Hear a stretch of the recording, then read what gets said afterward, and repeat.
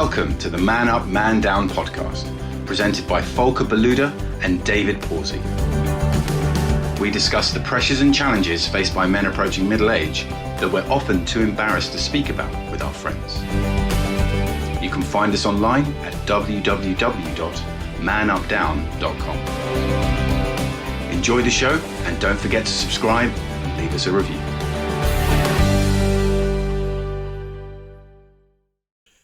Welcome to another episode of Man Up, Man Down. I know that I say this a lot, but this is a guest that I've been very excited about having on.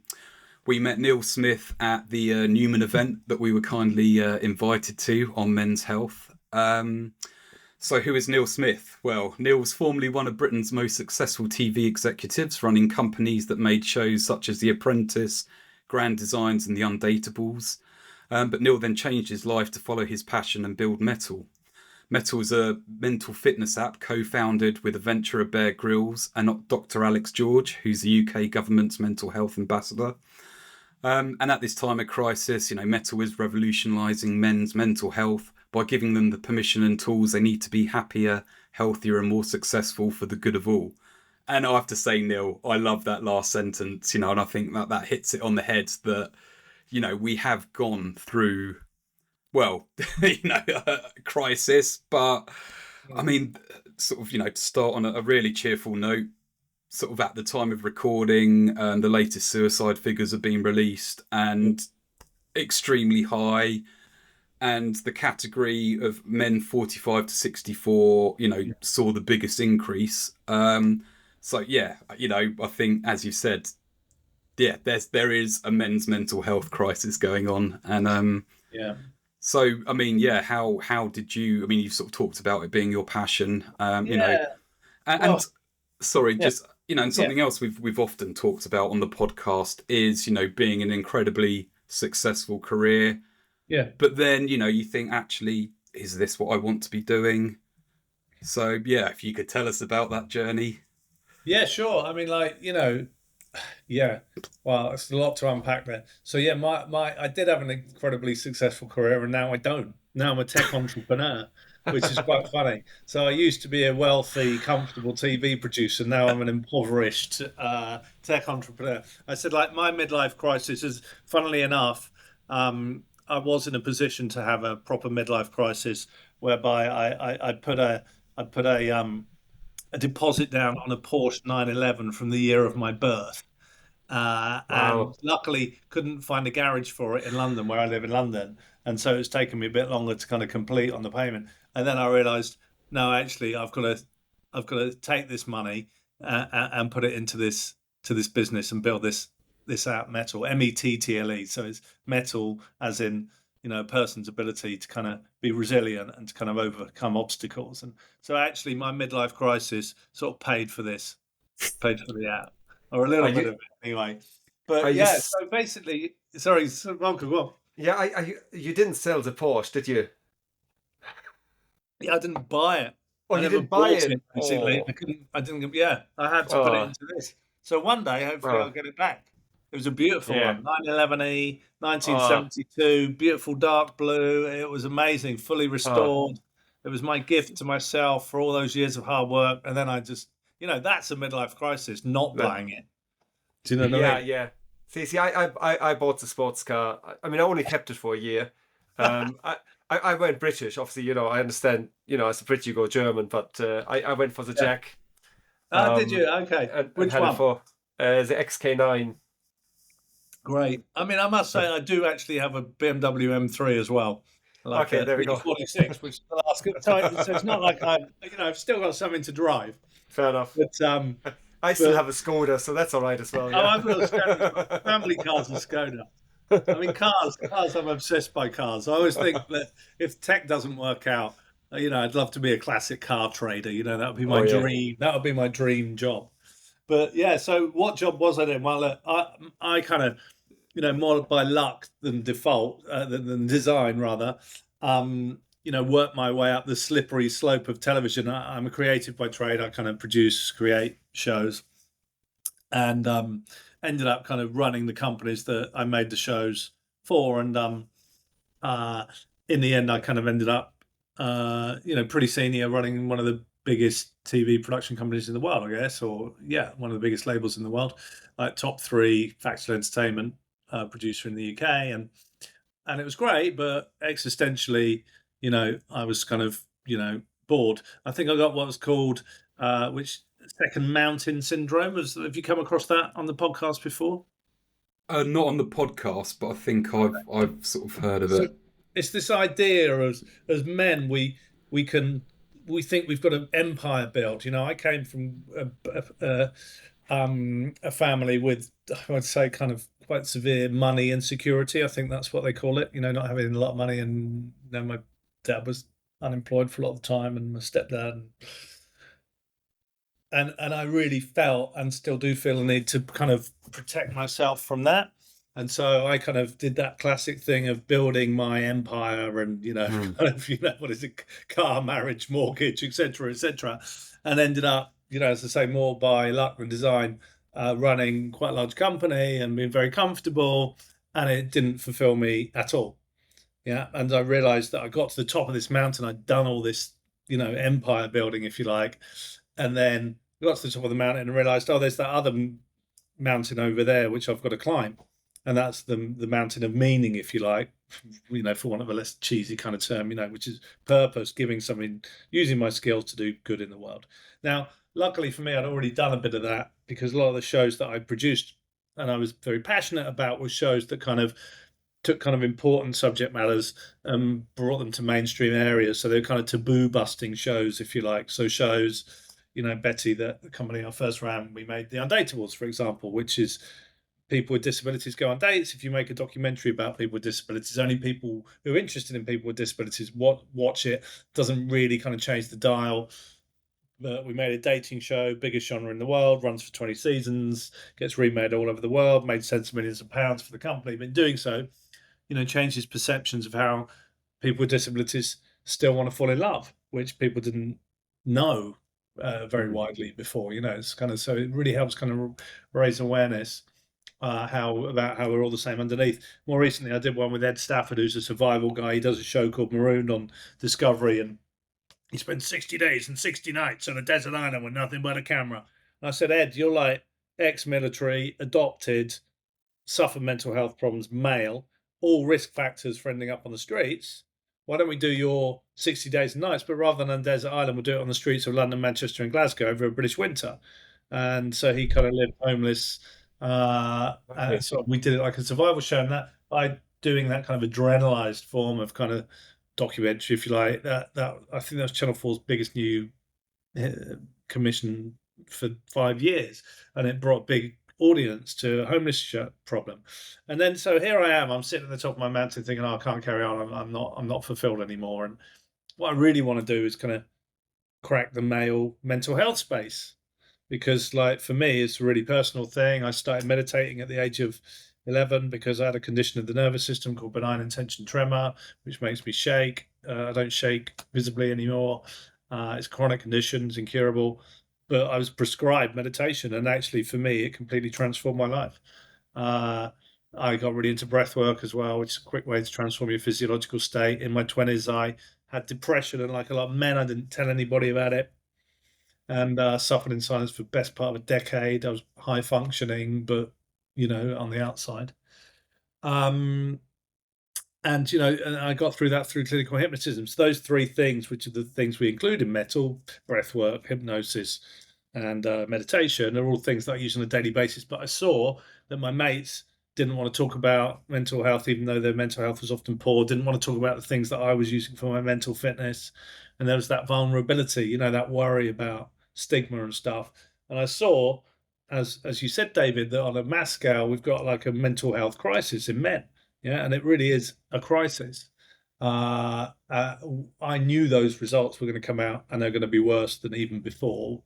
And like already the UK government say that suicide is the biggest killer of men under 50, and that, when you think about it, that's just like a completely unacceptable statistic. It's a terrible, horrible statistic, and a lot of the reason for men taking their own lives, and obviously been in a similar position myself is because they don't want to talk. Yeah, I was that guy who didn't want to talk. Yeah, and sadly, most of us know people, or will know of somebody that's taken their own lives. Usually a man, and people were surprised. Yeah, like because the communication isn't there. And so I thought, okay, well, if that communication's not there, so if men don't want to talk, and rightly, I think men should talk, and we want to work on that. But is there something I can do, using those TV tricks that can meet them where they're at? So rather than kind of forcing them into a place they don't want to be, can we meet them where they're at? And I thought, well, okay, well, let's give them something that doesn't require them to talk in the first instance. So we give them a toolkit of things they can use, which can help them with their mental fitness on a daily basis, and then signpost them to places for resources and stuff if they need them, and meet them where they are, while they're on the phones. So it's like, let's build an app. So that's kind of how, and then I left my job and started a tech company, which was quite, it's been a steep learning curve, put it that way, because I've never done anything before. It's like it before. I mean, it's still content, still building a content business, but yeah, so that was kind of my big midlife crisis, basically. Yeah, but hopefully people will benefit from it. So, I mean, what was that trigger point where, I mean, I'm guessing that might have been an idea that was bubbling along. And, and as I say, it's like the number of times you think, well, yeah, it would be great to ditch my job and start a tech startup. Yeah. But, there's obviously going to be, well, family, all these reasons that we tell ourselves why we can't sort of, make that leap. So, was there a particular trigger? You're right. So I think that on my own part, there probably wasn't that much courage to it, because I totally agree with you. So what happened with me was, I left my big job to set up my own company, which was just focused on creating, because I didn't want to work in a big corporation anymore. Yeah. So I set up my own company. It was about time. That's not a particularly risky move. I could get funding for it, et cetera, and just and I wanted to kind of create, shows that changed the world in some way, did good, but was still commercial. And one of the ideas on my slate was male mental health, and having a digital solution or part of the solution for male mental health. And I just became obsessed by it, because that's what I'm obsessed with outside of work. I've always been into these things. And it just felt like, well, a lot of people say, well, in tech, they want to know that you're really kind of into the idea. And, it's like, for me, this idea started when I was 11, effectively. Do you know what I mean? So I've got a good track record in terms of, being involved in this area. And what happened was, I loved this idea and I really wanted to kind of nurture it, but didn't know. And it was just chance. So I played tennis badly. And if I may indulge in a little tennis story, Sure. I basically took up tennis during lockdown, and I played what was called amongst the old ladies, old lady tennis, which is kind of like, I learned to play tennis with septuagenarian women who play in a kind of social group. They're like, don't move around much on the court, but they're really good because they've been playing for years. And it's a great way to learn tennis. And they played on Monday morning at 10:30. So I'd set up this new business, and before I set up the tech business, and basically, I was the only sort of guy playing of, under 70. Yeah. And then one day this other guy turns up, and he's like similar age to me, a bit younger. I'm like, oh, how if you think about it, Monday 10:30 a.m. is the least probable time for anybody with any type of job to be playing tennis. And so this other guy turned up, and I'm like, how come you can play old lady tennis on a Monday morning at 10:30? And he's like, oh, I've just had a tech exit. And I'm like, oh, okay, because I've got this tech idea. And he basically introduced me to an accelerator kind of thing, a startup accelerator, which I joined. And then my mentor there said, look, I really love this idea. And came in as my first investor and putting cash into our equity and helped me build out that tech side of the business. At a similar time, I just got a big commission from Channel 4 to make a really big TV series. which was great. But then that fell down, and actually I was disappointed. But I thought, no, actually I feel okay about it because I really want to do this tech thing. And so it sort of started organically. And Bear Grylls came on board around that time. He loved the idea, and he's written a couple of books on mental fitness. And he's like, "Yeah, I love it. Let's do it." And it's kind of like, so it wasn't that brave a decision. I'm afraid it sort of happened organically. And old lady tennis kept paying off because that's how I met my COO, who turned up, and he was kind of semi-retired from kind of like used to run Sony Television as a CFO, group CFO. And knocking the ball, and and then it's like another guy turns up, and I'm like, how come you can play tennis on a Monday morning? And it's like, well, I used to be head of product design at Facebook and Google Maps. I've just come back from 15 years in Silicon Valley.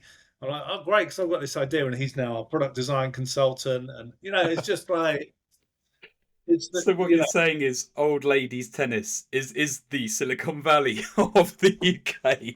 It basically is. I mean, it changed my life when I played tennis. I just love the fact, though, that it's like, you sort of think, well, you hear about people that set up a business and it's, oh, when I exit, I'm going to buy a yacht or I'm going to do this. But it's like, oh, I'm going to go to old ladies tennis.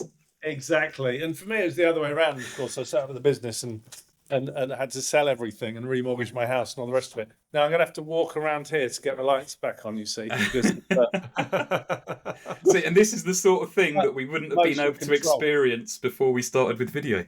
Yeah, so, no, exactly. But it's quite funny. Brings it to life, right? Yeah, it's quite funny because it's like I was very spoiled at my old job, and our office is just over there. And as I say, like, the office for our entire team now is smaller than my old assistant's office at my last job. Do you know what I mean? It's kind of quite a change, but I love it. It's great. It's really, really, really good fun. Hard work, but good fun. So sorry, David. Do you? No, you go. So sure, I might as well. So essentially, you got a band of very experienced people together there to launch the product. Yeah. So basically, I wanted everybody who's doing it to care about it like I do. Yeah. And, both sadly, but fortunately for me, this male mental health crisis has affected pretty much everybody's life who is who's got some lived experience. Yeah. And that's men and women, because obviously all men have women in their lives. So that's why, when I talk about the app, I say, we build it for men because, we want to help men be better, because we believe if men are better, the world are better. Yeah. So it's for the good of all, as you mentioned in Australia. Yeah. It's because, what man isn't a son or a father or a brother or a friend or a colleague to a woman? It's for everyone. But, everybody's experienced the sharp end of this.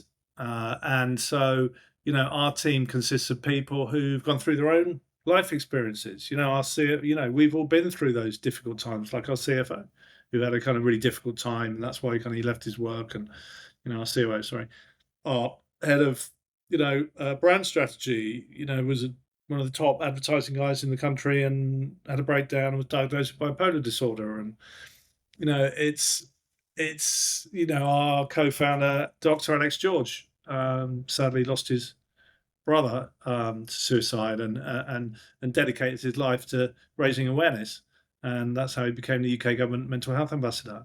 And so you can build a very strong team when you've got people passionate about a subject. They will come down a level if you know what I mean, to start something. And it's an important area. Nobody was doing anything either. Like, all the charities are doing their thing, but there's nothing in the app space. There's no, there's 20,000 wellness apps out there in the market, not a single one built for men. And it's like, well, wait a minute, they're the ones who need it most. But up until recently, it's been very unfashionable or unnecessary, arguably, to do things for men. Yeah, because we've had the patriarchy, we have Me Too and stuff. And only recently we've become aware of the male mental health crisis. So, a few years ago, if you suggested doing something for men, it'd be like, well, wait a minute, men have got everything. They're not a minority group. Why would you single out men? Can't. And then, that narrative has moved on. You've got people like Caitlin Moran writing books about what should we do about men. Women, arguably the UK's most prominent feminist. And the dialogue is starting to change. But when we first looked at it, there was nobody doing anything in this space. So we thought, well, or I thought, I'm going to do it. Hello folks, it's Volker here. I hope you enjoy this week's episode. As you know, I coach executives, whether that is for leadership skills, or sales leadership skills, or working as a therapist too. There are few ways I can help you to get unstuck, improve your work-life balance, or become a better version of yourself. So you will be more productive and have more time for your family. Whatever it is, you can join my client list of people from General Electric, Pepsi, DHL, Boots, and many others. Book a free exploratory call via my website, www.obnat.us. That's obnat.us. Now back to the show. So, are you able? I mean, you've obviously talked about sort of meditations and breath work, which I assume are tools on the app. I mean, can you talk through what is included in the app? And sorry, is it? I know I should know this, but is it a paid for one, or is it? So basically, it's a subscription app. It's about £50 a year. So what's that? It's like about £1 a week. To feel a lot better about yourself. Yeah, and actually, we'd love to give it away free, but we would go bankrupt. We have to. We don't make any money anyway. Not many tech companies do, but you have to at least show some effort towards that. It costs them way more to make an app than it does to run it, and then you get back. And I think that's true even for people like Calm and Headspace and stuff. But also, there's a kind of, if you pay for something and you invest in yourself, then you're more likely to use it. There's actually a good reason to charge for something like this. And basically, it's we built this just for men from the ground up. So you've got people like Paul McKenna, who's another co-founder, who's the world's most successful hypnotist. He provides all the kind of hypnosis section, or mind hacking, as we call it, which is a kind of blend of NLP and hypnosis. And we kind of make it really kind of functional. So it's about, getting more confidence, more energy, having more resilience, but also helping reduce stress and anxiety and to sleep better. So it's kind of a mixture of kind of, need states that we kind of cater for. We got meditation. We got a guy called Chibsa Kereke, who is just the best person in the world. I did steal him off Calm, actually, but I was going to say I've listened to some of his. Oh, sorry. I once used Calm before I decided to subscribe to Mettle. Exactly. He's just amazing. He's like the best. I think he's the best person in the world to communicate with men about meditation. I love the way, when you start our 28-day challenge, he's like, and he's the meditation coach. You're like, look, I'm going to talk to you about meditation. Don't worry. I'm not going to ask you to give up deodorant and grow a man bun. I'm just going to ask you to sit with me for a couple of minutes and I'll tell you about all the benefits that it's got. And, he just manages to kind of make it really, really simple and sort of impossible not to meditate rather than the other way around.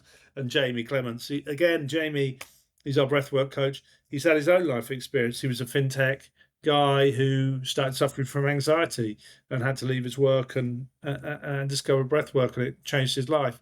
So we're just giving men really kind of solid tools, all based in science. We worked with Imperial College to create this. We've been working with the NHS in the form of the Maudsley Mental Health Institution behind the scenes, with the founders of Movember. It's all kind of very science-based, no nonsense. Because, when we were doing the research, it was kind of like, there was 3 objections to men from even going into the wellness space. Yeah. So that vulnerability that I was seeing in my mates, and that vulnerability that means that men don't want to talk about their mental health, is because of stigma, and men don't like feeling vulnerable. Yeah. Then they don't enter the space. And the reason they often don't enter the wellness space, which is in itself a great word, is because they feel that the wellness space is too female, it's too hippie-ish, and there's nothing wrong with it. So it's really important at Mettle that we broke down those barriers, because if they feel vulnerable, then they don't come into the space, don't use the tools. So too female, well, just for men, but all the evidence shows that gender-specific mental health interventions work better for men. Too hippie-ish, well, we're completely straight talking and science-backed, as I mentioned, and there's nothing wrong with me. This is a tool that can help you go from bad to good, but also from good to great. Yeah, it's a tool that you use every day, and you just get better and better and better. You get more confidence and energy. But equally, helps you reduce anxiety and stress, and that's what we found from the guys who are using it. That this just helping them in their day-to-day lives have better relationships or cope with really difficult situations. Or sleep better. So yeah, well, the great thing is that it's working for a lot of men, and that's brilliant news. And it's about making things accessible, right? I mean, Yeah, admittingly, I don't know Chips. Sounds to be a great guy, right? yeah, So I just subscribe to his newsletter just in case. But as you say, right? I mean, when I teach meditation, right, it's not, yeah. you don't have to change, who you are, right, and look No, differently. no. And if I say selling meditation is really difficult, right? It's it's this touchy feely, what is it, and but I came to meditation because I'm like, all the CEOs are doing it, right? They all have a 5 a.m. routine. Let me try it out. Let me try out meditation. Let me see what it is. And I see it, as a tool. You got it in Yeah, your toolbox, yeah. among other things. That's right. And I think that works more. That relates more to high achievers, men that want to go out and get there. And once of a sudden, this is cool, right? I meditate too, right? Yeah, we Absolutely. just label it differently. Well, that's why we call it, we call Mettle a toolkit for men's minds, because it is about Yeah, having the tool. Chibs, just mentioning Chibs, says it yeah, brilliantly. I love the fact that he says, look, don't meditate to get better at meditation. So that's why I'd say we're not a meditation app. We're a yeah, mental fitness app. Yeah. Like, yeah, don't meditate to get better at meditation. Meditate to get better at life. yeah, It's a tool in your armory. And you're right, straight after saying, don't worry, I won't get you to grow a man bun, he lists all the people, all the amazing men who, credit, meditation as part of their success. yeah, So it's kind of like, yeah, we need to kind of reframe it. I mean, also yeah, for me, we kept the meditation we keep it short on the app. You can do longer meditations, but only kind of 10 minutes, I think, is our longest one. But we right, keep them kind of 3 to 5 minutes because all the research shows. So we've got a lot of people actually, or a couple of people from Calm working with us now. And the research shows that men respond better to kind of shorter things, And so, just doing a couple of minutes every morning is enough to just reframe your mind, yeah, and start building a habit where you can, so for me, I wake up every morning and I'm immediately stressed because I run a tech business. Yeah. So it's kind of like, so, and then I just get on my Mettle app. I built an app for myself, so it's quite selfish, but hey, yeah, and I do my meditation and I do my breath work, and then I'm grounded again. Yeah, I've yeah, cleared my mind and I'm ready to start the day in a healthy way, not an unhealthy way. yeah, I think it doesn't require a huge amount. I think another one of our kind of phrases is change your life in a few minutes a day, and I really think that is possible. yeah, I mean, I'm sort of a very much well, I want to say bad weather bad weather meditator, in Yeah, that it's almost like, well, this week I'm now on my 5th day of breathing, doing breath work and meditating, yeah, and that's because I've just been my anxiety has been through the roof this mm, week. mm. But I know that if I keep it up, then I'm the anxiety thought. Oh well, it's the things that make me anxious. I'm a lot able to deal with a lot better. Yeah, But I mean, I think I sort of fall into and I guess I've sort of got into the habit of just doing the breathing exercises, because I can be an all or nothing, and it's like, well, if I'm not doing the 20-minute one, then what's the point? And yeah. so I guess it's quite refreshing and reassuring to hear that. Well, I guess it is, and with anything in life, it is all small steps, isn't it? Yeah, I just think that you can change your physiological state quite quickly with the right guide and the right tools.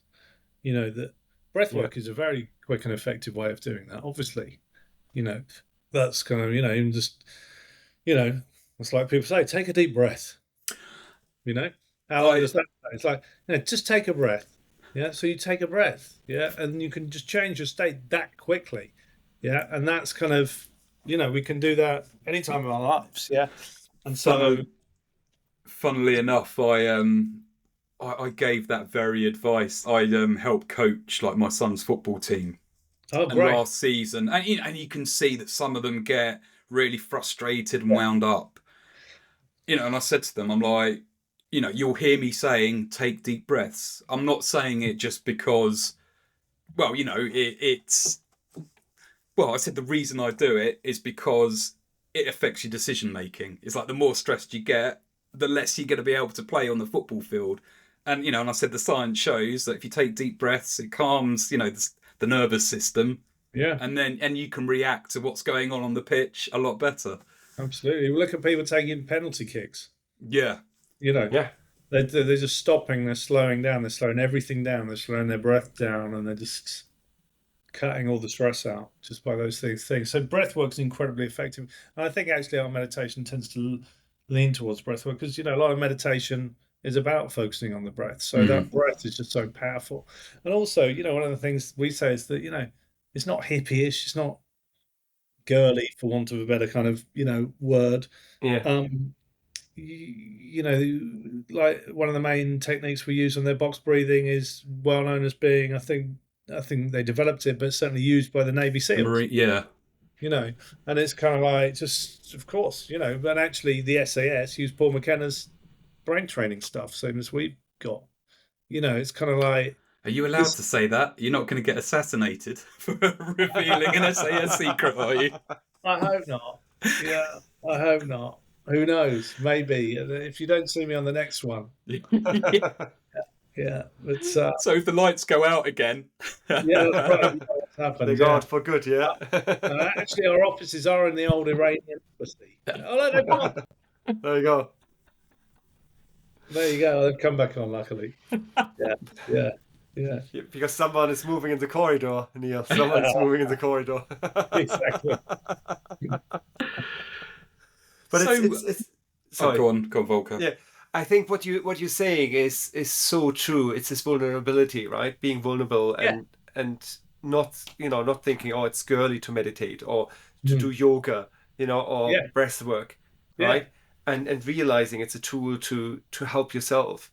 I mean, I would to a certain extent I like to challenge that, because we had these discussions with various people.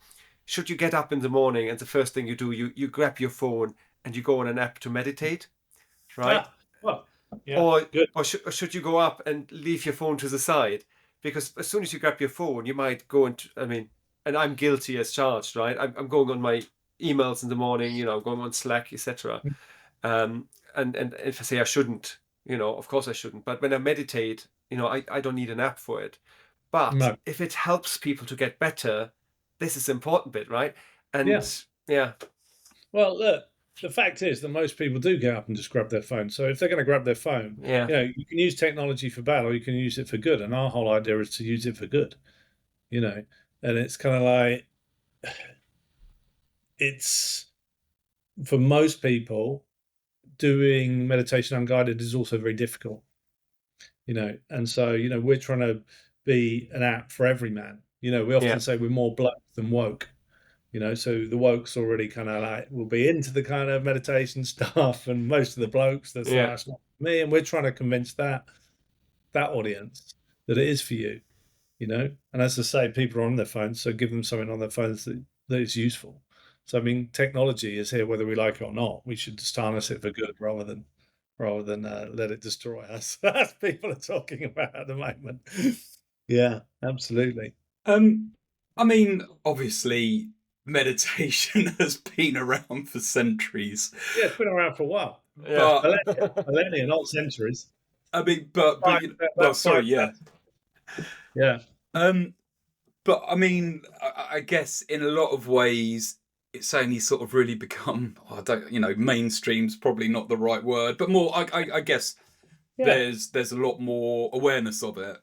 Yeah. So when you were sort of prescribed breath work and meditation, how that was, were you like, well, actually, where are the pills? Or were you open to it? Old, so probably wasn't looking for pills. Right, okay. I was one of the first kids. I got diagnosed with ADHD very early, around 8 years old, and I was one of the first kids in the UK to be put on Ritalin. But then I was taken off it. Right. So I'd already kind of done the pills. Yeah. But it wasn't even called meditation. They called it relaxation tapes, but it was meditation. Yeah, so it's following the breath. It was mindfulness, meditation. Yeah, that was, even though that was only 40 years ago, sadly, it wasn't very well known at that time, wasn't in public kind of consciousness, So what were your parents' reaction to it then? I mean, in what sense? Well, were they like, oh yeah, that sounds like a good idea, or were they like, oh yeah, for sure, because it's not great. Like, I was, as I say, I was 11 years old. I couldn't get a teaspoon of sugar into a cup of tea. My hands would shake so badly. Yeah. So I had a 50th birthday party recently. Happy birthday. Thanks. Well, I say recently, I mean 2 years ago. But anyway, I'll take it anyway. And so recently, when you get that old, it's everything, and like, I had some mates from school there, and they still took the piss out about me being kind of shaky, and do you know what I mean? Like that's that's stuck that long. That's what friends are for, though, isn't it? You know what I mean? That's just classic bloke. It's like, oh yeah, you're shaking, and yeah. So yeah, I mean, anything that would help was great. And all I had to do was listen to these tapes for half an hour a day. Yeah. And but yeah, I can't think of, I don't know why it worked for me. Like, I can't explain. I'm not, it's like people that get diagnosed with ADHD in adulthood, which is happening a lot. I was diagnosed with ADHD at age 8, so I know nothing about it. Because when you're a kid, you don't go out and research with pre-internet anyway. You don't go out and research what it means. Like, it's the same in meditation. Somebody gave me a tape. I listened to it. It worked. Yeah, great. It's kind of like, I'm happy, yeah. I don't know. I asked somebody about it recently, and they probably said it probably worked on the vagus nerve or something. I don't know. But the point is, for me, it was a transformative experience and led me to kind of search for more into that area. So when I was relatively young, I got into yoga and Tai Chi, and then I went to India and studied kind of Buddhism and spent time with Himalayan yogis, and really got into the deep kind of side of this for quite a substantial number of months. Yeah, like got into kind of tantra, which is not the kind of sting side of things, but kind of the sort of dark arts of the yogis, basically. And you'd be sitting there kind of staring at ping pong balls that you're meant to kind of be able to at some point to visualize in front of your head and make other people see them, which is the basis of the Indian rope trick. And I mean, like, proper hardcore meditation, 15 hours a day sitting, and Vamanadoti in the morning, I remember, which is where you have to drink a whole load of, like, 1.5 liters of salty water and then jump up and down and then be sick everywhere in order to kind of clean yourself before your daily practice. I mean, it's like hardcore. Nobody needs that. That's why I said just do it 3 minutes a day. But it was nonetheless interesting to learn. But it all started from those tapes, Ayahuasca, from some enlightened, perhaps literally enlightened doctor who kind of said, "Oh, this might help." So it sounds a little bit like ayahuasca, yeah, where you do all these. You don't drink salt water, I don't think, right? You just no, you just drink the liquid, which I've done that a number of times as well, and that's fantastic. But yeah, that's very purgative. Oh wow! So, can I ask a bit more about that? Yeah, go for it. I mean, well, so what were your actually, for any listeners that haven't heard of, I can't even pronounce it. Ayahuasca, is that correct? Yeah, it is. Yeah. Can you tell our listeners exactly what it is? So basically, it's one of the strongest hallucinogens known to man. It's been around, again, like almost as long as meditation, like thousands of years, being used by South American groups to kind of clear trauma and communicate and see more deeply into things. And it's a combination of a vine and some leaves, which, when drunk, brings on very strong hallucinations and often leads to purgative experiences, which is what it's become famous for, I guess. People being sick in buckets, and but it isn't all about that. It's actually, and I view it as plant medicine, not as a drug. I see it as a medicine that helps you kind of explore your subconscious. So for me, what it seems to do is just break down that barrier. Like a lot of hallucinogenics obviously change the way your neurons work in your brain, and it sort of gives you access to your subconscious, so you can kind of communicate with people who have died, for example, or you might come up against things in your past and you effectively relive them. So some people say it's like doing 20 years of therapy in one night, because you get right to the root of a problem very, very quickly by kind of changing your neuron system. I'm not explaining this very well, no doubt. I'm not an expert. And sort of accessing your subconscious and going back to that place of trauma and working through it and releasing it, facing it, releasing it, which therapy does have a very, very, very short, a very, very long period, whereas you can just get right there with it. And it's, not for everybody. It's very, as I say, very strong.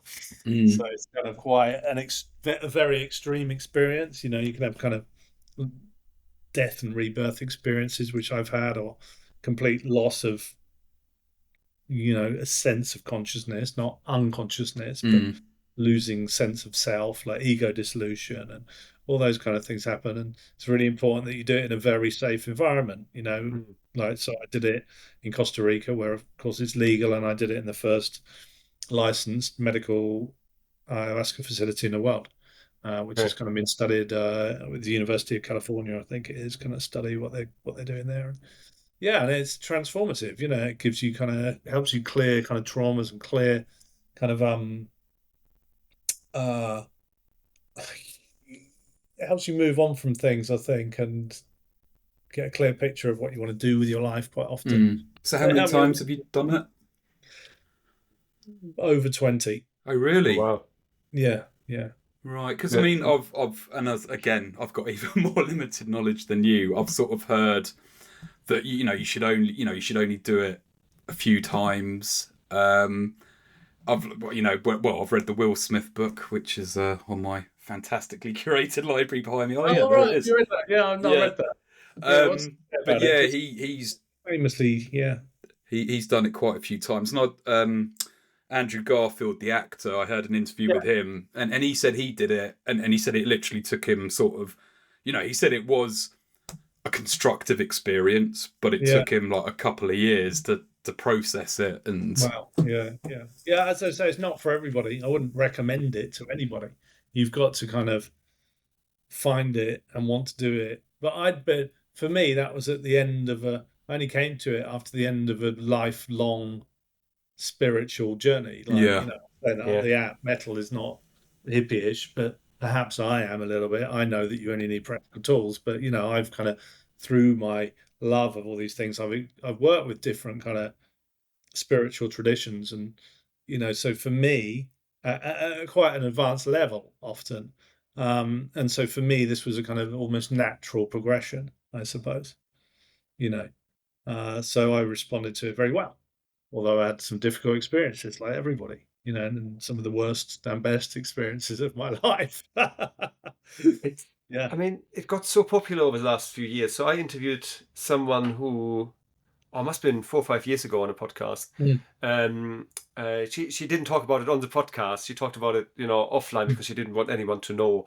It was still a bit like, we don't want to talk about it. And, I knew occasionally, I knew like 1 or 2 people that have done it. Nowadays, it's so popular. It's like, that pilgrimage to, as you say, right, South America. I know there are places in London. I met an old friend of mine recently. He goes like, I go there every weekend kind of thing, right? It's like a temple in London. No, he doesn't go every weekend, but, it's like for him, it was like the new thing, right? And I think it becomes a little bit like, the new thing.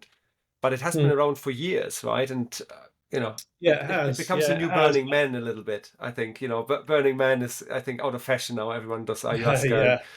and then really be going full circle. So, but Yeah, it's, I mean, my only it's thing, great to hear your experience actually, because I think you described it really well in terms of why it was, if I say, invented, or why it came up from the shamans and stuff. yeah, and I think, for me, I've always respected that tradition. I think that's quite important. I mean, my kind of big caveat would be just be really careful where you do it and who with. You do not want to do something like ayahuasca unless you're working with people you completely trust. It's never going to be a recreational drug. It's something that can really take you apart. So you need to be sure that you're going to get put back together properly, through careful integration of your experiences and stuff. And I think even going to South America and the kind of ayahuasca tourism is quite, it can be a bit dodgy. It's kind of like there's plenty of people who take you out to people and give you this, but it doesn't mean that they've got the tools to kind of cope with what comes up, deal with what's coming up. So that would be a big warning.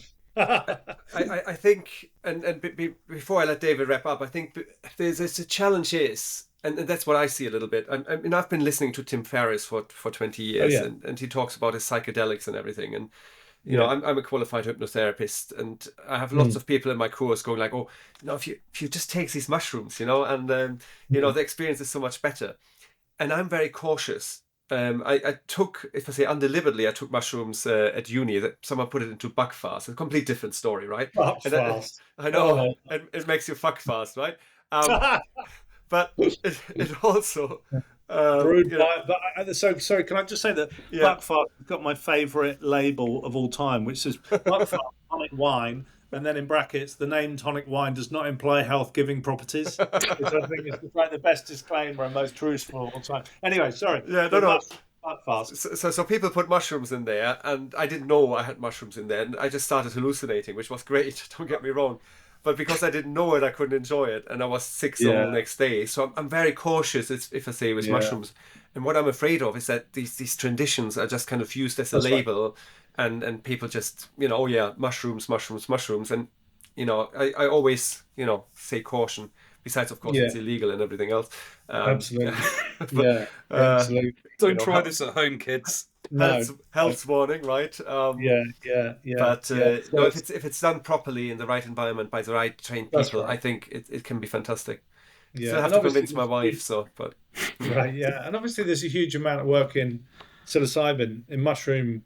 So a lot of the universities. So our medical officer is involved in kind of scientific trials around that as well. Around therapy and treatment of depression and PTSD and all that sort of thing. So, a lot's going on. I think a lot is going to change over the next 10 years. But for now, those things are illegal in the UK, not everywhere, but in the UK. And certainly with something as strong as ayahuasca, because even I don't think there's much research into ayahuasca. It tends to be the psilocybins and the ecstasy and ketamine, which are on the less strong side, I would say, compared to something like ayahuasca. So something like ayahuasca, you really, really need to be in the right place to do it. Yeah. Well, there's been some. Well, this has been an amazing episode. I mean, again, we always say it, but I think we'd have to get you on again, Neil, because anytime. So if people want to find out about Mettle, METTLE, where can they find you? Yeah, so our website is bemettle.com, BEMETTLE.com. But best place is on the App Store or the Google Play Store, and download the app and give it a try. We've got free trial, and as I say, it's not expensive, and it's free for 7 days anyway. If you don't want it, there's no commitment. And see if it works for you, because we've been finding that it's been really working for a lot of men, just helping them in their day-to-day lives, and it's become a part of their lives, and that's why we do it. Yes. Yeah. Well, absolutely. I mean, it's been great having a proper episode with you, and I'm thank you. Once my other app subscriptions have ended, I'll certainly be looking at it. But thanks so much, and hope to catch up with you again soon. Brilliant. Thank you, guys. Have a good thank day. you, Neil. Take Cheers. care. Thanks for listening to this week's episode. feel free to reach out to Volker or David via our website, www.manupdown.com, or podcast@manupdown.com, with any feedback or to let us know what topics you'd like us to cover in the future. Hear you again soon.